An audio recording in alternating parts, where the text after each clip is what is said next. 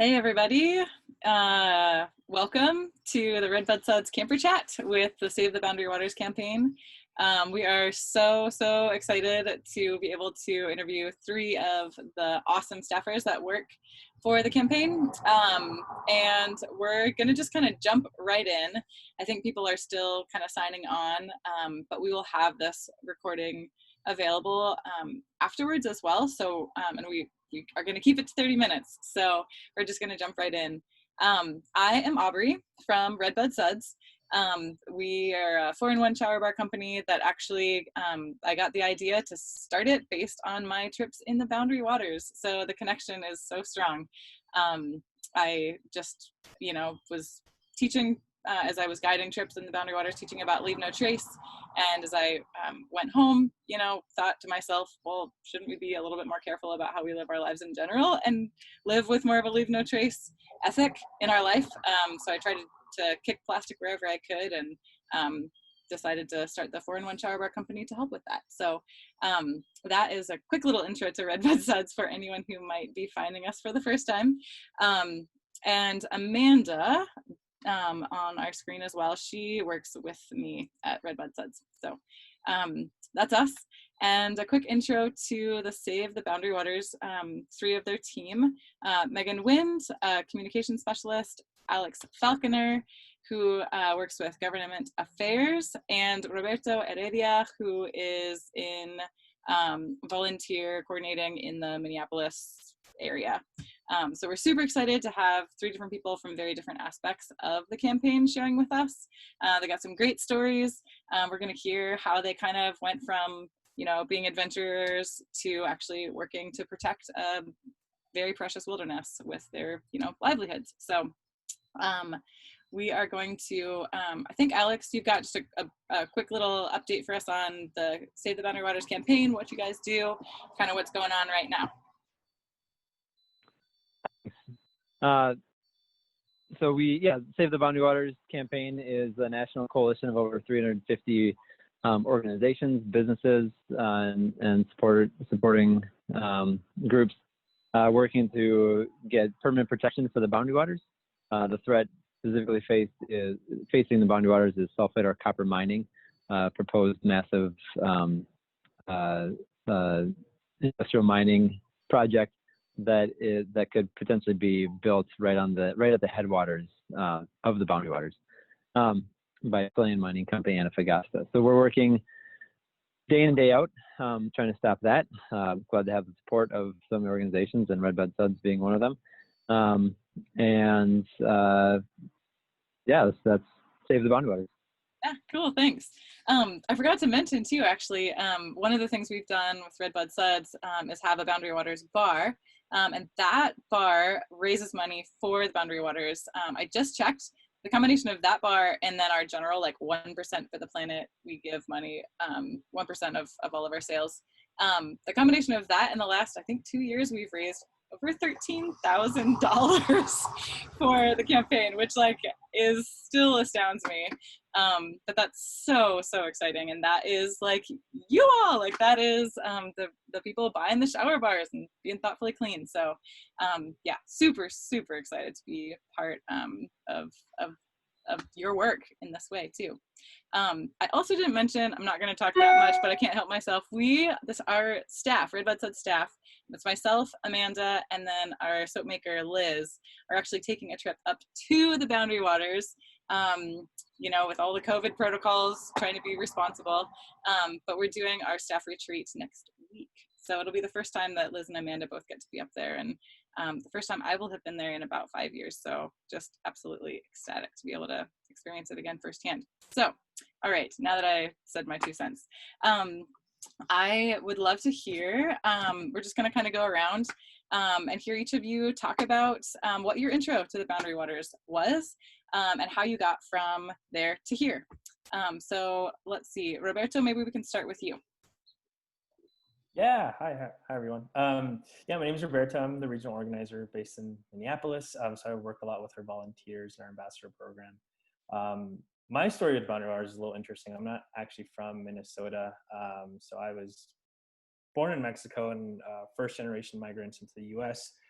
Grew up in Alaska, and the outdoors was just something that I had to find on my own. It wasn't something that like my family partook in a lot. We grew up fishing, salmon fishing, but that's like something everyone in Alaska does, it seems like. So it wasn't anything major. But growing up, being outside was something that I cherished and just loved doing. So going into college, I figured that that was something I wanted to study. So I took on environmental studies and sustainability as a major. Didn't really get involved with activism actually until the 2016 election cycle. And to be totally frank and honest, because of the Bernie Sanders campaign is the only real reason I got involved with activism in general. And so I was a campus organizer for the Sanders campaign in college. And I realized that that was something I really wanted to do, was just kind of work in the activism organizing field. So from there, I started working with US PIRG across the country. I worked on single issue campaigns in Colorado, Oregon, New Mexico. Eventually found my way to Minnesota, where I started working on a campaign to save the bees. So I was actually canvassing. I was a canvassing director with the US PIRG Environment Minnesota. And I had heard about the Boundary Waters before, but never like experienced Boundary Waters until I started talking on thousands of people's, having thousands of conversations with people and just knocking on people's doors in Minnesota. And everyone was talking about the Boundary Waters. They were like, "Well, I love the bees, but like, what are you doing about the Boundary Waters?" And I was like, "Well, honestly, I'm not doing anything about the Boundary Waters, but I'm here to save the bees. So would you sign my petition?" And that was like the first time I realized how important the Boundary Waters was to Minnesotans. It seemed like every other person I talked to was more interested about the Boundary Waters than anything I had to say. And I realized that something like that was obviously worth protecting. I didn't make my first trip to the Boundary Waters until this summer. I haven't gone on reporting new trips or anything, but made it up to spent the day in the Quishie, and it was just super awesome. And that's something that I value now. It's something that I, as a non-Minnesota native, it's something that I, want to spend my career now doing, protecting. It's such an important place. Allowing mining happening there opens the doors for mining in all kinds of different wilderness areas across the country. It's just that's how valuable and bad it will be. So that's kind of my connection to the Boundary Waters. It's kind of an interesting story. It's not like most who grew up going there every weekend, every other weekend. Yeah. That's cool. Thanks for sharing. It's interesting because I feel like for myself and for a lot of the people that I know and a lot of Redbud Suds customers, we find advocacy through our love of these places, and you found the Boundary Waters through your love of advocacy. So that's kind of cool. Alex, how about you? Yeah, well, I grew up in Minnesota, and the North Woods and Boundary Waters is something that's just been a part of my life for forever. And so this place just holds, special personal value to me.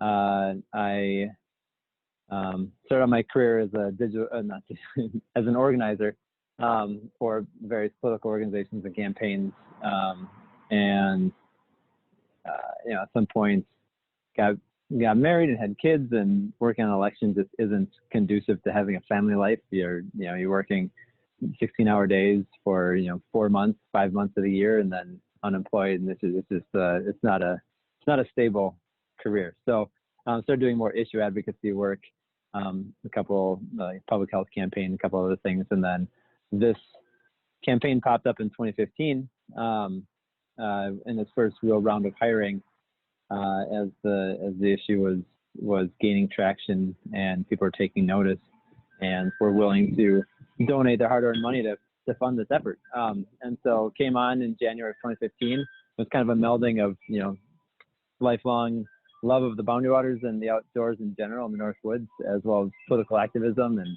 issue advocacy. So it was the perfect fit for me, and I've been on ever since. And it's now just turned into definitely the highlight of my career working to save this place.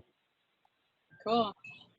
And I hear that you are, sorry, I'm in my camper on the side of a road. Sometimes cars drive by. Thank you, COVID. So Alex, I've heard that you also are doing kind of an interesting adventure like trail running thing right now, which I'm sorry, but just sounds absolutely insane to me. Like, why would you run through the Boundary Waters if you could paddle? But tell us a little bit about that. I'm super curious. Yeah, sure. So I'm a trail runner as my kind of like passion hobby outside of work and family life. And the Boundary Waters is lesser known, but there's over 200 miles of trails. Usually they're backpacking, camping trails. Personal hike for 10 miles and then set up camp and then set up the next day. But I do ultramarathon long distance running, and thought it'd be a great way to bring this issue to the trail running community. Trail runners, to run 50 to 100 miles, you need large expanses of protected landscapes to do our thing. And so it's a great way to bring this issue to an audience that we don't typically talk to. A lot of trail runners are focused on protecting places out west, the Colorado mountains or the deserts or all those areas. And this is a way to kind of draw their eye to northern Minnesota. So I'm doing these trails. There's two main trails, the Border Out Trail and the Kekakabik Trail, that together traverse roughly about 110 miles east to west. So I ran each of those last year, and I had a plan to join the two to do one run this year, but that got delayed because of COVID and the logistics of, I need support and people to travel up there, and that just wasn't a thing we could do this year. So instead this year I'm running all the wilderness trails, major ones of roughly 20 miles or more. And I've ticked off 3 or 4 of them now, and got a few more, plus I'm going to do the Border Out and the Kekakabik again. So it's been going great. Got a couple media hits on it, and social media, primarily Instagram, just showing the imagery and connecting with other trail runners and having them share it out as well. And then it always leads back to a call to action to support our efforts for the campaign. So it's been fun, unique way to experience the Boundary Waters. Running through canoe country is a unique twist on how to experience this place. But it's both been super fun for me, and has been gaining some attention out there. Cool. Awesome. More power to you. I'll talk Megan, how about you? Yeah, so I think the first time I went to the Boundary Waters was when I was like really little, probably 4 years old, and I used to do a lot of day trips with my family. And then my parents divorced, and then I ended up getting more into competition dance, and didn't actually go up north at all through my like high school years, which now I reflect on and I'm pretty sad about. But then in college, I connected with this group of people through, I went to the University of Minnesota, and we had this kind of center, it's called the Center for Outdoor Adventure. And it's sort of this magnet for like climbers and snowboarders and hikers and paddlers and like just kind of all people. And there's like a rock climbing gym in there, so you kind of just like, we're always seeing the same people coming in through there. And a lot of my friends ended up being guides. So anyways, I got this like friend group through there. Ended up kind of getting reconnected to the Northwoods, and started going on Boundary Waters trips again. And then I think my first experience with the campaign was, so Dave and Amy Freeman did a year-long trip to the Boundary Waters as a sort of adventure advocacy, and they had a kickoff event at Patagonia, and that was the first time that I was exposed to the issue and exposed to the campaign. And I was like, wow, this is really cool, really powerful story. And so I ended up volunteering about a year later. And then a year after that, I became an intern. And then a year after that, I ended up coming on full time. And I think prior to that experience, I always kind of connected with the Boundary Waters through stories and through like photos and videos and stuff. So that's what excites me about my job, because like that's how I reconnected with the wilderness, is through other people's storytelling. So I kind of want to take that in my job and share more stories and share more experiences, so people can just see how great this place is. So yeah. Great. Yeah, that's really interesting. I think it makes me think just a little bit, like there's so much during COVID, like we can't necessarily do as much traveling as we had or as we'd like. And I think there's a lot of challenge with social media and, that connectivity that isn't, we see these pictures, but it's so much less satisfying than actually being in the place or, doing it for the gram or whatever. But there is a power of using those visual images to stay connected and to tell stories and to, there are very strong, powerful messages that you can share through communicating like that. So it's cool that that's something you've been able to kind of connect with and run with.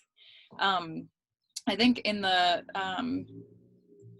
vein of adventure advocacy, it'd be interesting to hear a little bit. A lot of us right now, like there's just a lot happening in our world, whether it's figuring out how to deal with the pandemic or whether it's, the social justice stuff is really at the forefront. And, with the Boundary Waters and trying to fight for it, it's easy to feel overwhelmed. And it's hard, I think, to sometimes for, normal people like us to know, like, where do I start or what do I do? We're in Ohio as well. I mean, we have customers all over the country. So I'd be kind of curious to hear, kind of with this idea that, like, small is significant. Like, even if you're doing something that feels really small, it can actually really be a huge thing and have a significant impact, especially when we are acting together. So I'd love to hear you talk about whether it's through the adventure lens or whether it's through like ways you can get involved with a campaign. What are ways that people can actually get involved, and maybe at different levels too, because we all have different amounts of time that we can commit. With the pandemic, some of us have way more time on our hands because we're not doing the stuff we usually do. Some of us are like, every single second counts because we're wearing so many more hats than usual. So let's hear what are ways to get involved. Yeah, I think we can each kind of speak to our own departments, which each have their own little buckets of actions that you can take. In my vein of communications, honestly, like sharing your story and sharing your experiences and sharing your photos on your own social media accounts is a great way to just get people aware of the Boundary Waters. But then taking it a step further and maybe like highlighting the issue and sharing that and maybe telling your family and your friends about it. I think just spreading awareness is like such a huge piece, because the more people know how special this place is and know about the threat, I think is important. So I'm pro sharing and putting things out there and getting them to sign the petition too. So that's, I guess, my bit. Alex, you want to go next? Yeah. So from my lens, government affairs. So Representative Betty McCollum has a bill in Congress right now to actually permanently protect the Boundary Waters. The bill would remove the ability for the federal government to lease sulfide or copper mining mineral leases to companies. So it would be the objective that we've been trying to achieve this entire time. So just going to our website, savetheboundarywaters.org, and signing the petition is the easiest level in which you could get involved and make a difference. We have it set up where your message goes straight to your congressperson and your 2 senators. So that, and Megan just put it in the chat on our webinar here. But again, if you just go to savetheboundarywaters.org, it's easy to find there. And then, so that's the one way. And then the other way is just volunteering your efforts. I'm sure Roberto is about to talk about that, but we've got a lot of options for people to help out in your communities and signing up to be, super volunteers or ambassadors, et cetera. So I think Roberto can take over from there. Yeah, Aubrey, to your point, I think everyone has different levels of engagement that they're able to, give right now with the pandemic. And so there are a lot of volunteer opportunities. I whenever I do webinars, I suggest people to sign up to be an ambassador with us. Our ambassador program is a really great way to strengthen your community with the Boundary Waters. It, gives you a chance to build a community within your area, to implement a lot of our tactics and goals at the campaign. I push on that a lot. We have a lot of ambassadors across the country. Also within the region of Minnesota, we have quite a bit. The ambassadors, hold events. Right now it's interesting because of Zoom, the Zoom era, that COVID era. There's no in-person events, so a lot of things are happening over Zoom, which is obviously makes things more difficult. But it's still important to get involved. So I'm gonna thank the page on chat here. Yeah, and that's probably one of the most effective ways if you have a lot of time. We also have a wilderness warrior program as well. I would say it's not as engaging as the ambassador program where like you're actually organizing community in your area, but we still have a lot of call to actions. So. Sweet, thanks. That's really helpful. So we're getting kind of close to the end, and I want to give our participants a chance to ask some questions as well. So I'll just highlight as we're kind of wrapping up here. If you have some questions that you'd like to ask these great folks directly, there's a Q&A. Just pop a question in there and we'll get to them in just a minute. But we're going to sort of wrap up here right before we do the giveaway and the questions with a quick lightning round to get just some of the interesting tips or ideas or resources that that these folks really enjoy. So I'm going to pop out a question, and then let's just go Megan, Alex, Roberto in that order. You guys can just answer it. So number one, favorite place to adventure aside from the Boundary Waters, because that is going to be a given. Mine would be Utah and Wyoming. I'd go Iceland and New Zealand, and I'm realizing I apparently really like remote, distant places. I would second Utah and Northern Arizona. Cool. Favorite adventure food? Peanut butter. You can put it on anything. Apples, ramen, tortillas, done. Peanut butter. Oh man. Trying to think quick here. Yeah, peanut butter. That one took mine. This peanut butter was just on wraps, and you can just sustain yourself for a while. On my running stuff, I have to have a variety of things. Usually after like mile 40 or so, I start getting the need for like fresh fruit. So like strawberries or raspberries, and then on the trail, if you can find fresh blueberries and raspberries in the wilderness, that's like nature's aid station is perfect. Probably gonna go with like the most unhealthy option, but I advocated for ramen bombs before. So you just boil ramen. I think it's a great backpacking treat, and then you just throw like insta mashed potatoes into the ramen, and it's really good. Nice. Super easy. Quick and easy. I like it. Biggest wish, Megan. Other than to save the Boundary Waters, wish that people would just be more conscious on their day-to-day about sustainability and just how much waste they're putting out. So that's my biggest wish. Yeah, wish to save the Boundary Waters. But I think the biggest threat facing the Earth is climate change. So I wish people would take that seriously because we don't have it anywhere else. Roberto? I would third the Boundary Waters, but to eradicate plastic. I think it'd be awesome.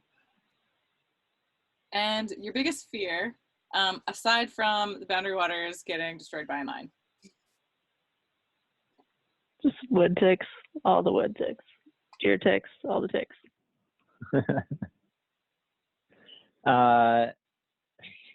I have a fear of drowning, and I won't go swimming in the Boundary Waters without my life jacket on. It just terrifies me.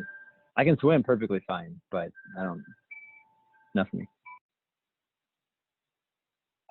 Getting chased by a moose of me. Sounds pretty terrifying. Person or moment that inspired you? David Amy Freeman, because they're the reason I ended up at the campaign, and I think it's pretty impressive that they spent a whole year in the Boundary Waters. Just the two of them. I guess they have guests, but yeah. My grandpa was the one that brought me camping up north when I was very little, and he really was the one that just instilled the love of the Northwoods in me. So thanks, Grandpa. My mom, who was super supportive always of me just wanting to get out of my house and like go explore. So she really aided me in the love for the outdoors. Awesome. And last question, favorite book or podcast that has to be read or listened to? I really like Dirtbag Diaries. That's my favorite podcast. Yeah.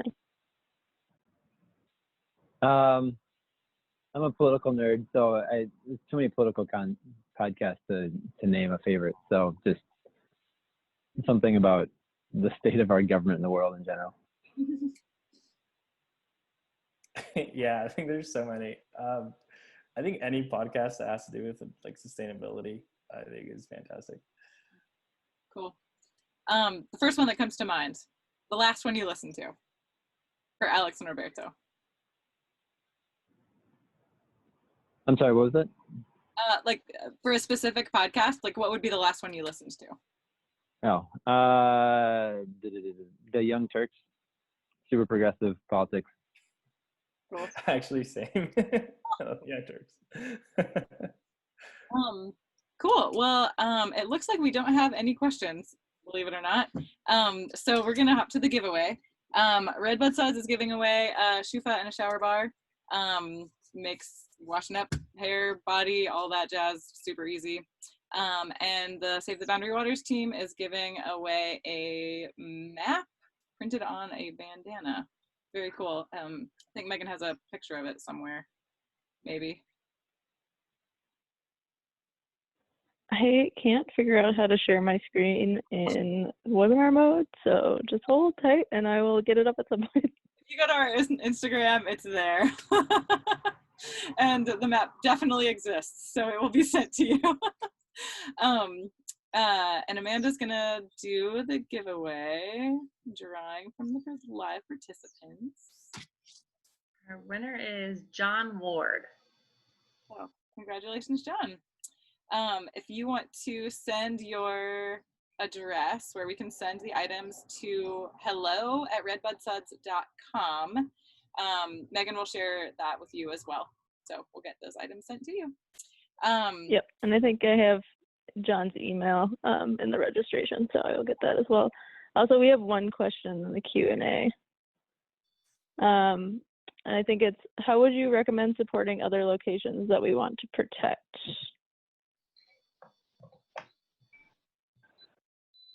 I mean, so I'll just kind of go off on that one a little bit. There's a lot of, there's unfortunately right now a lot of amazing places that are imperiled by the extractive industry.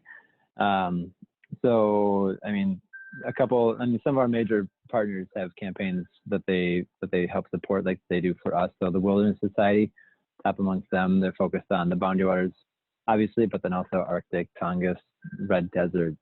They have rolled campaigns, all that sort of thing. So, you can find stuff on there. Patagonia Action Works. If you search Patagonia, they have an advocacy site there. Their Action Works site. You can actually just search by location. And so if if you're from somewhere else, there might be a place next to you that somebody is running a campaign. You can look that up, them out. That's a great resource to find just a lot of their grantees and all the good work that they're doing as well.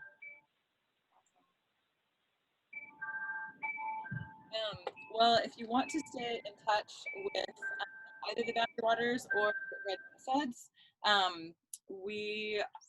you can find Redbud Suds on Instagram, on Facebook at Redbud Suds. We do a weekly newsletter that you can get. We push out all the Boundary Waters calls to action for things, as well as some other organizations that we follow. So you can sign up for that on our website, redbudsuds.com. We're doing these chats every month on the second Wednesday of the month. So, you can get that information either on the website or on our social media. And good ways to follow the Save the Boundary Waters campaign. I'll let you guys answer the best way to find and follow you all. Yeah, our email is going to be the most up-to-date on what's happening with the issue. So you can sign up with that on our website. And if you fill out a form, it automatically puts you in there as well. Also, our Facebook's great. Our Twitter's great. Our Instagram's great. Any of our social media is a great way to get involved. Awesome. Thanks again so much, all of you all, for joining us, for answering, for showing us, the real live faces behind the action.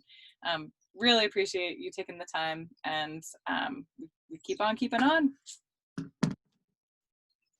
Thanks everyone for joining. Thanks, Aubrey. Thank you. Thanks so much.